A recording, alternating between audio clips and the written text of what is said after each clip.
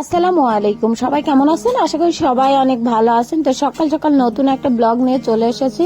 আসলে এই যে দেখছেন যে মোরগ জবাই করা হয়েছে, মোরগ জবাইয়ের পরে কিন্তু আমরা অবাক হয়ে গেছি, কারণ মোরগের পেটে একসাথে 2টা ডিম পাওয়া গেছে। কিভাবে এই মোরগের ডিম আসলো আর কেমন কি, সেটা আসলে সবার কাছেই অজানা।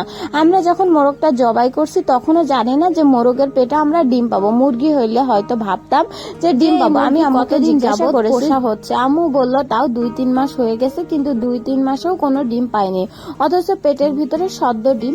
যখন মুরগির পেটটা কাটা হয় তখন আপনারা অবশ্যই দেখতে পাবেন, আমরা সহ আপনারাই অবাক হয়ে যাবেন। তো গ্রামে সাধারণত মুরগিটা এভাবেই পরিষ্কার করা হয়, আর যেহেতু বড় বড় মুরগি সেই কারণে আমার ভাবিরা অন্যান্য কাকিরা সবাই মিলে হেল্প করছিল। তা আম্মু মুরগিটা এই যে এভাবে ঝলসিয়ে নিচ্ছে, এটার কারণ হচ্ছে ছোট ছোট যে পশমগুলো আছে ওই পশমগুলো যাতে পুড়ে যায় এবং পরিষ্কার করা যাতে সহজ হয়।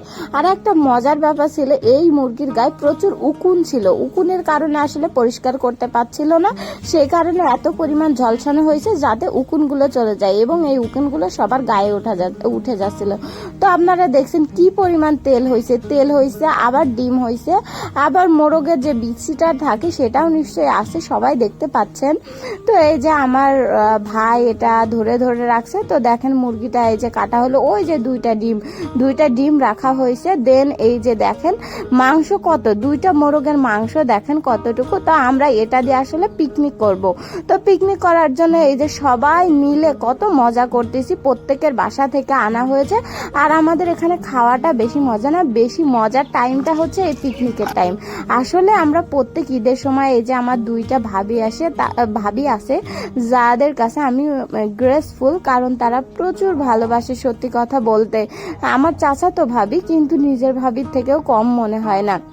ওনাদের সাথে প্রতিবার যখন ঈদে আমরা ঢাকা থেকে বাসায় আসি তখন কিন্তু আমরা এই মাংস রান্না করি, বিভিন্ন ধরনের পিকনিক করি, ডিম দিয়ে হলেও পিকনিক করি। আর 2 ভাবির কারণে কিন্তু পিকনিক করা। তো ভাবি 2টা এই যে মাংস টাংস মাখিয়ে দিয়েছে।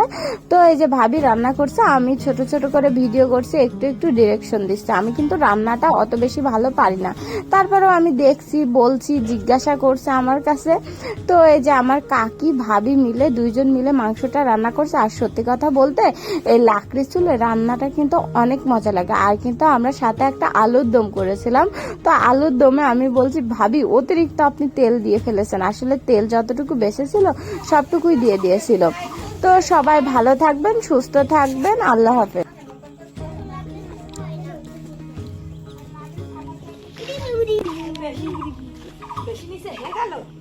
তো এই নিয়ে আসেন।